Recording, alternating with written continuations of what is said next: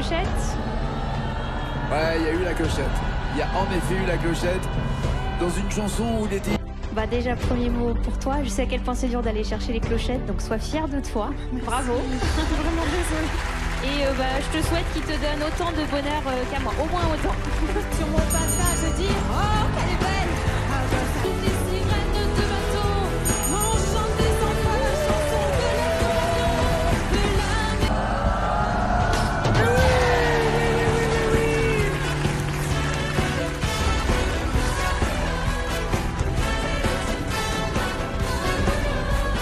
Comme tu m'as allumé qui me quitte, on s'aime trop vite. Un événement va arriver pour la première fois.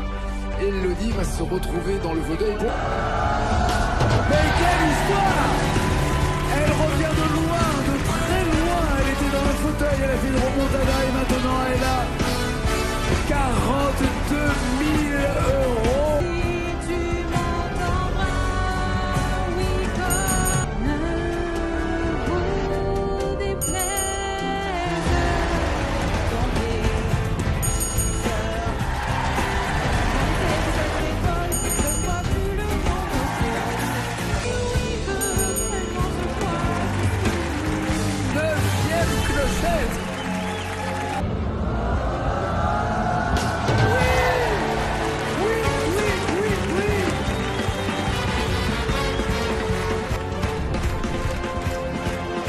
Victoire. Qui sont et à jamais Et ça lui fend le cœur de dire ça aussi parce qu'elle signe sa présence dans le fauteuil dans quelques instants. je n'ai pas su te dire je t'aime. Moi je n'ai pas changé d'adresse.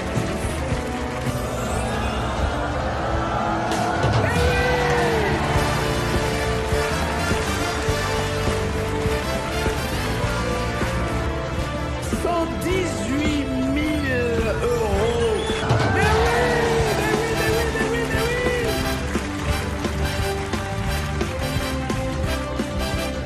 Oh, mais que c'est bon ça, mais que c'est bon.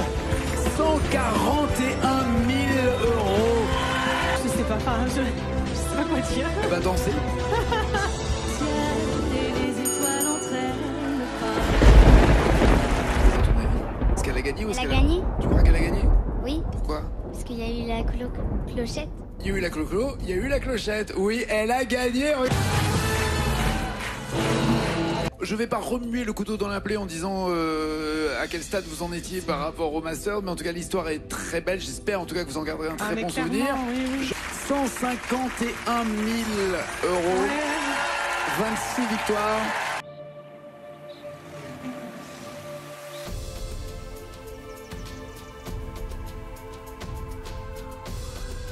Parce que du coup, je peux remercier toutes les personnes qui travaillent sur cette émission. C'est vraiment, voilà, en fait, on n'en voit qu'une partie à la télé, c'est, on va dire, le petit travail de fourmi, mais en fait, en dessous, il y a tellement de galeries, il y a tellement de travail, c'est tellement minutieux. Fort, ça a été un bonheur de vous avoir, ma douce.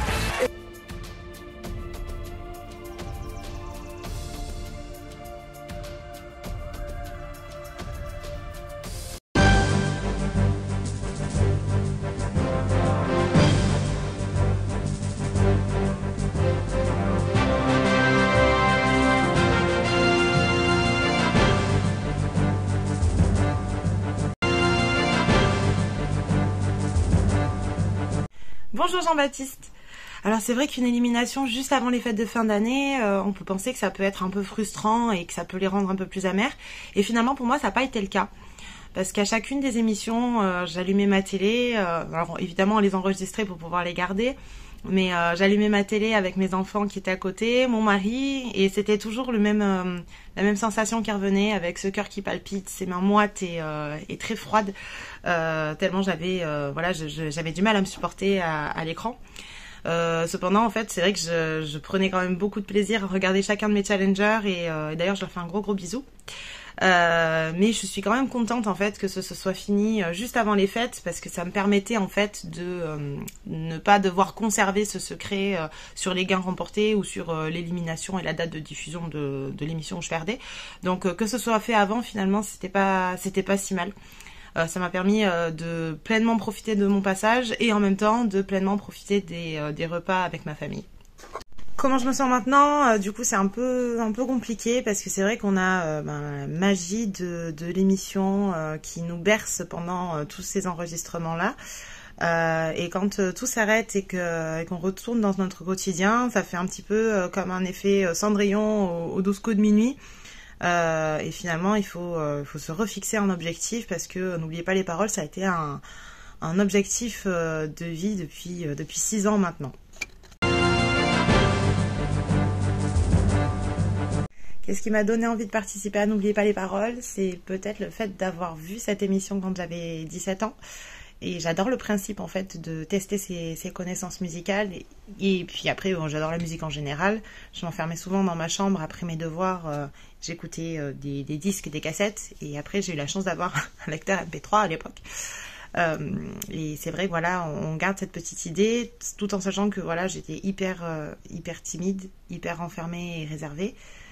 Le parcours de vie a fait que voilà, on oublie un petit peu cette idée de participer à l'émission, puisque j'ai passé, j'ai fait mon cursus universitaire, j'ai passé mon concours, je me suis mariée, j'ai eu mes 2 enfants et puis entre temps j'écoutais énormément de musique et c'est vrai qu'après voilà, on se donne un autre challenge de vie et on se dit allez pourquoi pas, on tente quoi, donc on révise de manière intense, voire de plus en plus intense, ça prend de la place, mais quand c'est une passion, en fait, voilà, on le vit. Et ça, clairement, moi, je l'ai vécu et je le vis toujours encore à l'heure actuelle, même si voilà, l'objectif a été atteint de participer à cette émission. Je continue toujours à apprécier la musique, à apprécier la chanson française, je continue toujours à travailler mes textes. Et ça, c'est grâce à l'émission. Et donc, je remercie cette émission et toutes les personnes qui sont autour de la faire vivre et de faire en sorte qu'elle existe et qu'elle dure dans le temps. Alors, concernant le plateau, c'est vrai que je m'attendais à un plateau beaucoup, beaucoup plus grand. Et quand je suis arrivée, parce qu'on nous fait visiter le plateau en début de journée, je me suis dit, mais en fait, c'est pas si grand. Et du coup, comme ça m'a un peu moins impressionnée, je sais pas, je me suis dit peut-être que... Ouais, je sais pas. Enfin, j'étais plus à l'aise. Après, voilà, l'ambiance, forcément. On entend la musique. Voilà, c'est sympa aussi quand on est en loge et que l'émission commence. On entend la musique au loin. C'est vraiment ce côté un peu qui fait vibrer et qui est top. Les ambianceurs qui sont hyper dynamiques mais tout au long de la journée et ça franchement j'admire leur professionnalisme, tout comme les musiciens d'ailleurs. À chaque voilà, ils sont au taquet systématiquement et malgré les petits couacs et les petites difficultés, voilà, un micro qui tombe ou une chanson qu'il faut reprendre, ils sont toujours là et franchement ça voilà, je l'admire énormément. Après, voilà, par rapport aux caméras, je rigole parce qu'en fait j'ai pris des cours d'hypnose, j'ai fait des séances d'hypnose pour justement gérer mon stress. Ça a été une longue préparation de presque 6 mois je crois, pour arriver à gérer le stress sur le plateau et j'avais peur en fait des caméras. Je sais que lors de ma première audition à Avignon, il y avait eu un caméraman de la Provence qui était là et qui était proche de moi et je me suis dit oh mon Dieu, j'ai commencé à trembler. En fait j'avais la joue ici qui tressautait et je me suis dit mais comment je vais faire pour arriver à gérer les caméras sur le plateau si déjà je n'arrive même pas à gérer une audition. Donc je me suis préparée avec ces séances d'hypnose. Et finalement, quand je suis allée sur le plateau, je les ai à peine vues. C'est-à-dire que je repérais les caméras, j'arrivais pas. Il y en avait tellement, et puis j'étais tellement que finalement, voilà, j'ai pas fait attention. Donc voilà, j'ai pas été plus perturbée que ça. Alors je sais pas si les séances ont été bénéfiques. On va peut-être penser que oui, mais en tout cas, voilà, j'ai vraiment apprécié le moment. Et c'est pareil pour Nagui avec ce professionnalisme et cette immense carrière où du coup on ne peut être qu'impressionné et stressé à l'idée de le rencontrer. Et pourtant, il arrive, il dit bonjour du coup au public, il se dirige vers la maestro, il lui dit bonjour. Alors en plus, ils avaient un tel feeling, puisque Caroline, ça faisait un petit moment qu'elle était déjà là, donc ils se connaissaient bien. Et moi, au milieu, mais qu'est-ce que je fais là? Et je me suis dit, mais en fait, il va peut-être pas me calculer. Et en fait, non, il est hyper bienveillant, super sourire. Avec tous les challengers qui passent, son petit check, et ça c'est génial parce que voilà, il considère chacun des candidats qui passent à l'émission, quand on lui montre que bah voilà, on a travaillé, qu'on respecte la chanson française et qu'on respecte l'émission, mais en fait il ne peut être que top avec nous en fait. Et ça voilà, c'est génial aussi, et je le remercie pour sa bienveillance et pour voilà son sourire et sa communication, puisque tout passé, on n'a pas énormément échangé, voilà, on discute un petit peu entre chacune des émissions, mais on n'a pas très peu de temps entre deux émissions, et c'est vrai que voilà, il est top quoi.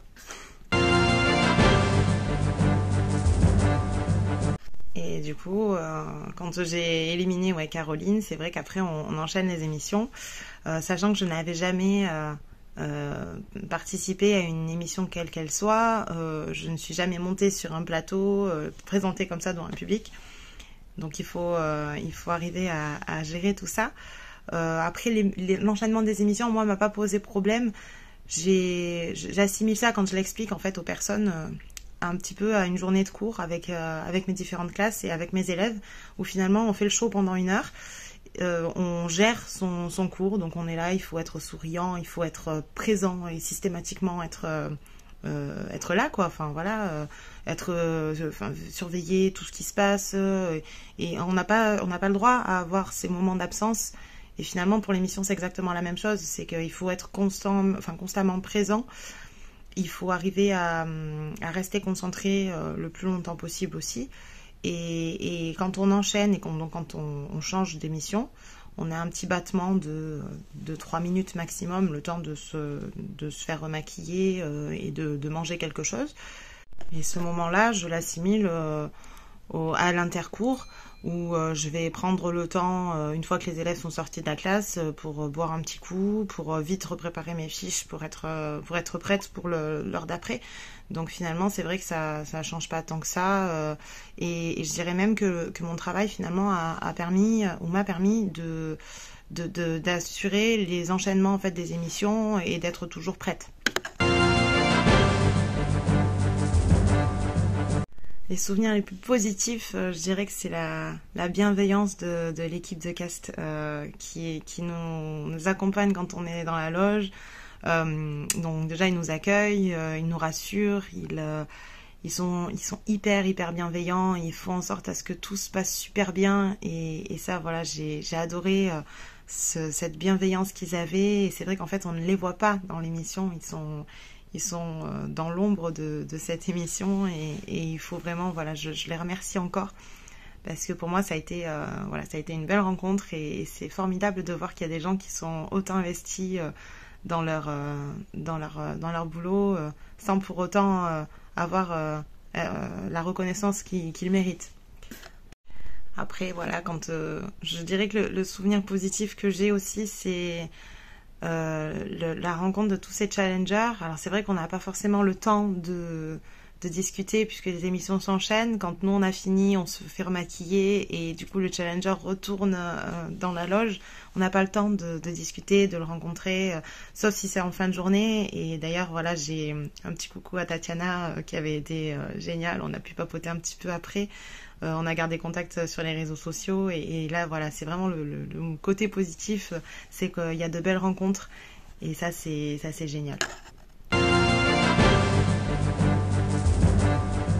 Un passage difficile pour moi, ça a été lorsque j'ai dû aller par 2 fois dans le fauteuil. Ce fauteuil, je le déteste. Voilà, on est assis. Alors, bien que j'aime écouter cette musique d'ACDC qu'on entendait, donc c'était Highway to Hell, je ne supportais pas cette attente qui paraissait interminable. avec le casque. On se pose énormément de questions. Donc je sais qu'il y a certaines personnes qui arrivent à faire le vide. Moi pour le coup c'était pas le cas. Je regardais tout, je regardais les lumières en me disant peut-être que je vais voir un signe. J'essayais de sentir des vibrations dans le fauteuil en me disant peut-être que là il y a une clochette et que j'ai perdu. Et c'est vrai que ouais, c'est vraiment le moment que je redoutais, c'est ce passage dans le fauteuil. Et les 2 fois où je suis allée dans le fauteuil, c'est les 2 fois où je n'ai pas du tout été confiante sur le choix des chansons à thème, où je me posais beaucoup de questions sur l'intitulé et je le sentais pas. Et effectivement, ce ressenti là que j'avais, c'est confirmé par un petit passage dans le fauteuil. Est-ce que je me suis préparée à gagner autant? Alors en fait non. Quand je suis partie pour faire mon enregistrement, j'y suis allée en me disant on va voir ce qui se passe. Voilà, on va découvrir le plateau, on va prendre l'expérience à 100%, essayer de voir un petit peu. En plus dans la vie, j'aime bien prendre connaissance des différentes choses avant de me projeter. Et là, comme je ne connaissais rien du plateau, je me suis dit, je vais juste faire un passage. On va regarder comment ça se passe, comment j'arrive à gérer le stress. Je pensais que j'allais repartir. Et c'est vrai que voilà, je me suis dit, bon, tu gagnes rien, c'est pas grave. Et au contraire, tu auras la possibilité de revenir. Et ça, ce sera top parce que du coup, tu auras eu cette première expérience. Et là, c'est vrai que quand on élimine Caroline... voilà, je me suis sentie déjà hyper mal parce qu'elle avait un parcours de dingue. Je me suis pas sentie légitime aussi. Donc c'est vrai que voilà, j'avais l'impression de lui avoir coupé son rêve et d'avoir arrêté à son 12 coups de minuit à elle finalement. Donc ouais, je me suis pas sentie super à l'aise et super bien au départ. Et après c'est vrai qu'on rentre et chez soi et on se dit mon Dieu, mais là en fait j'ai éliminé une grande maestro. Et moi, il va falloir que j'assure derrière. Donc là, j'ai commencé pour le coup un peu à paniquer, à me dire comment je vais arriver à gérer tout ça. Sachant que voilà, au départ, j'étais venue sans objectif et sans attente précise. Et là, l'objectif maintenant, c'était de garder ce micro d'argent. Et voilà, je sais bien que mes enfants me disaient, maman, t'es la plus forte, on sera toujours fiers de toi. Mais moi, au fond, je me suis dit, mais si je repars, je perds le micro, voilà, j'ai commencé à me mettre une pression supplémentaire. Ça a été très dur, en fait, cette nuit avant la reprise des tournages. Et puis là, on commence à grappiller un petit peu, à gagner un petit peu d'argent. Et je continue encore à me poser des questions en me disant, est-ce que je tente ou pas les 20 000 euros, puisque une fois qu'on dépasse les 10 000 euros, on n'a plus la possibilité de revenir. Et moi, ce que je voulais, c'était vraiment vivre ce moment, ressentir cette ambiance. Et je me suis dit, mais si tu gagnes 20 000 euros et que ça s'arrête, tu pourras plus revenir, quoi. Donc, j'ai vraiment commencé à cogiter et je me suis dit, est-ce que je continue pas, qu'est-ce que je fais? Et là, je me suis lancée et j'ai réussi à avoir les 20 000 euros sur La Nuit Je mens de Bachung. Très, très contente puisque c'était une des premières chansons de Bachung que j'ai vraiment adorée. Et puis après on continue et on s'est dit bon maintenant que c'est lancé, tu fais plus machine arrière, tu fonces quoi. Donc voilà, j'ai essayé de vivre chacun des moments et là on commence à avoir forcément les gains grimpés et sachant que j'étais venue sans objectif particulier, sans me dire tu vas gagner, tu vas prendre le micro, tu vas gagner tant, etc. J'ai vécu le moment et finalement il n'y a pas de regret. Au contraire, c'est que du plus, quoi. J'ai profité du moment, j'ai profité de la musique, j'ai profité des choristes, j'ai profité des cuivres, enfin de tous les musiciens d'ailleurs. Mais voilà, c'était un moment c'était que du plus, quoi. Et quand on gagne de l'argent en plus en prenant son pied sur le plateau, mais c'était top. Enfin voilà. Et puis si j'avais cette possibilité de revenir, mais je signe alors 20 000 fois s'il le faut.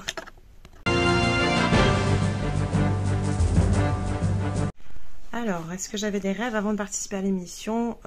Oui, moi c'est vrai que j'ai toujours rêvé de parcourir les routes de France soit en camping-car ou en van et je voulais faire un tour de France culinaire pour essayer de goûter toutes les spécialités locales et c'est vrai que financièrement avant l'émission on faisait super attention et comme tout le monde d'ailleurs donc on privilégie après le quotidien, on privilégie la vie des enfants. Donc c'est vrai que j'ai mis de côté pour eux et du coup on se prive un petit peu plus. Et grâce à l'émission, finalement, je sais que ça va pouvoir se faire et ça, c'est génial, quoi. Donc, avec les enfants, je leur ai expliqué, je leur ai dit, on va pouvoir... alors, puisqu'au départ, je voulais vraiment un van et quand j'ai vu le prix des vannes, je me suis dit, ça va être compliqué. Et finalement, avec l'émission, je leur ai dit, mais on va peut-être pouvoir se l'acheter, ce fameux van, et on va pouvoir profiter et ça, c'est top.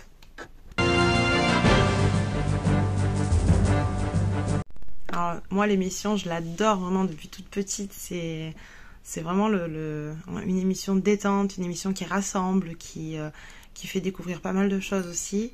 Et c'est vrai que voilà, si j'ai la possibilité d'y retourner, mais j'y retourne mais 1000 fois. Et si j'ai pas la possibilité d'y aller, mais je vais forcer. J'irai dans le public et j'irai m'éclater. Parce que voilà, cette émission, elle rassemble des gens qui ont une passion commune qui est la chanson. Et la chanson française du coup, et ça c'est vraiment top. Donc ouais, moi je veux bien y retourner, il n'y a pas de souci. Après voilà, je sais pas spécialement le fait de passer à la télé qui m'attire, c'est plus l'émission en elle-même.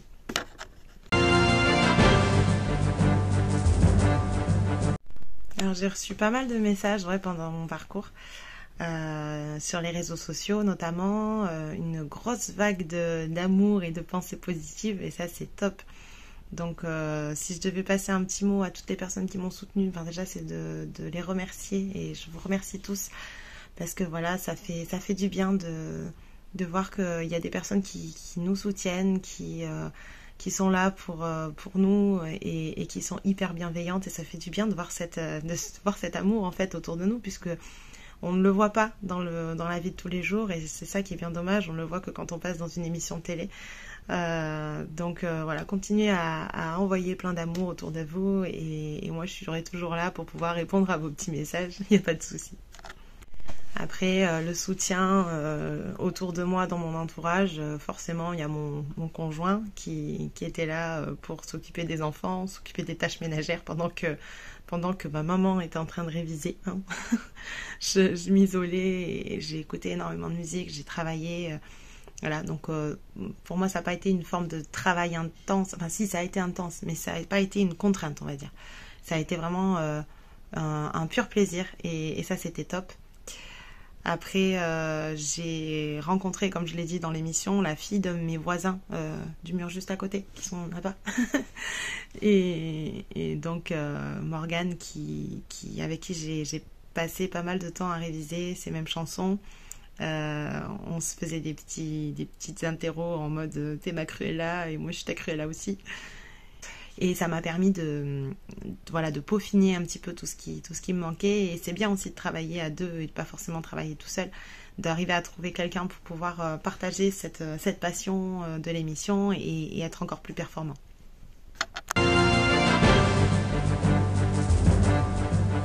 Alors pourquoi il ne faut pas hésiter à tenter le casting, je dirais que moi au départ j'ai beaucoup hésité, puis un jour je me suis dit mais lance-toi, pourquoi tu te lances pas, c'est quoi qui te retient? Et je pense qu'il faut, si il y a un message, un mot à retenir, c'est lancez-vous. Si vous avez envie de participer à cette émission, il faut le faire maintenant.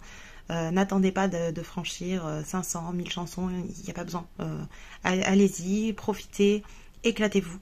Et ça c'est ce côté positif en fait qui sera retenu je pense au moment du casting. Après lancez-vous maintenant aussi parce que l'émission commence à être un petit peu plus, on va dire, le niveau commence à être un peu plus costaud et si vous attendez encore plus, à mon avis ça va être plus compliqué, donc lancez-vous maintenant, n'attendez pas et amusez-vous. On n'est pas obligé d'attendre pour pouvoir s'amuser.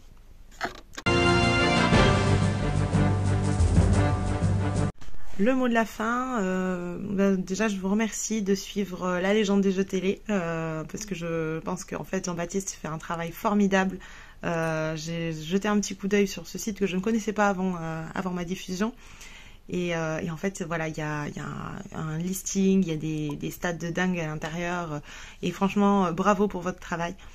Dernier petit mot, peut-être vous souhaiter une très bonne année 2023 à tous et voilà, en espérant que le meilleur vous arrive et pour ceux qui souhaitent participer à l'émission, que vous soyez pris. On croise les doigts. Bisous à tous.